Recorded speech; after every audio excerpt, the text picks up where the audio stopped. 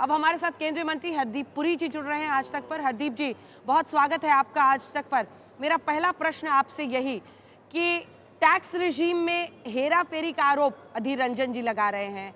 Tax cut के जरिए आपने एक बहुत बड़ा टैक्स बोनांजा दिया है, एक तरह से मिडिल क्लास को राहत दी है। क्या ये चुनावी बजट अब कहलाएगा, क्योंकि 66% आपने पीएम आवास योजना में भी बढ़ाया है, आप मुफ्त राशन योजना को भी आगे ले जा रहे हैं, या फिर फिस्कल प्रूडेंस का भी ख्याल रखा गया है? बड़ी बातें आपकी नजर में इन दोनों एंगल से क्या है हरदीप जी? अंजना जी, सबसे पहले तो मैं आपका ध्यान लाना चाहूंगा जो आंकड़े हैं और आंकड़े क्या स्टोरी बताते हैं।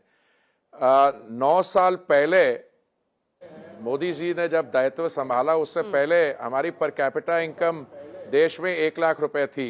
आज वो पर कैपिटा इनकम उस दुगनी होके 1,97,000 है। 9 साल पहले we were the 10th largest economy in the world. आज हम 5th लार्जेस्ट इकोनॉमी है, और ये हमारे आंकड़े नहीं है, अर्नेस्ट एंड यंग की एक स्टडी है जो कहती है कि 2040 तक द इंडियन इकोनॉमी 26 या 27 ट्रिलियन डॉलर की हो जाएगी। तो हम 5वें स्थान से तीसरी स्थान, और उसके बाद probably we might even become the 2nd largest economy. उसको एक तरफ छोड़िए, आज का बजट जो है, please look at this in connection with कल माननीय महामहिम राष्ट्रपति जी की स्पीच, कल का इकोनॉमिक सर्वे, और ये बजट क्या कहता है। देखिए, 2 मॉडल्स होते हैं। एक मॉडल वो है जो इंडस्ट्रियलाइज्ड इकोनॉमीज ने महामारी के दौरान अडॉप्ट किया। उसमें क्या था, बड़े मैसिव स्टिमुलस पैकेजेस दिए। एक जो सबसे बड़ी अर्थव्यवस्था है दुनिया में, उन्होंने 20 ट्रिलियन डॉलर की स्टिमुलस पैकेज दिया। उससे क्या हुआ, the larger amount of money was chasing the same goods and services, और वहां इन्फ्लेशन बढ़ गई।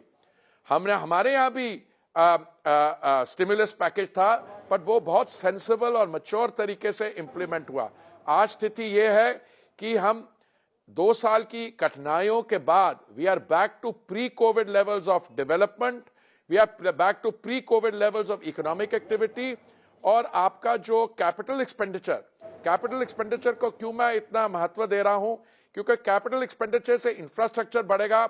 अगर 33% कैपिटल एक्सपेंडिचर में इंक्रीज होगा, तो आप देखिए केंद्रीय सरकार का कैपिटल एक्सपेंडिचर और राज्य सरकारों को भी 1 करोड़ 30 लाख ज्यादा मिलेगा। उसमें इंफ्रास्ट्रक्चर बनेगा, सीमेंट यूज होगी, स्टील यूज होगा, और इसमें इकोनॉमिक एक्टिविटी को बूस्ट मिलेगा। ये तो ओवरऑल कैपिटल एक्सपेंडिचर। अब बाकी सेक्टर्स में भी आ जाएं, तो ये डेवलपमेंट और ग्रोथ ओरिएंटेड बजट है, which is forming the basis for our transition to become a developed economy. Video पसंद आया तो हमें लाइक, कमेंट, शेयर और सब्सक्राइब जरूर करें।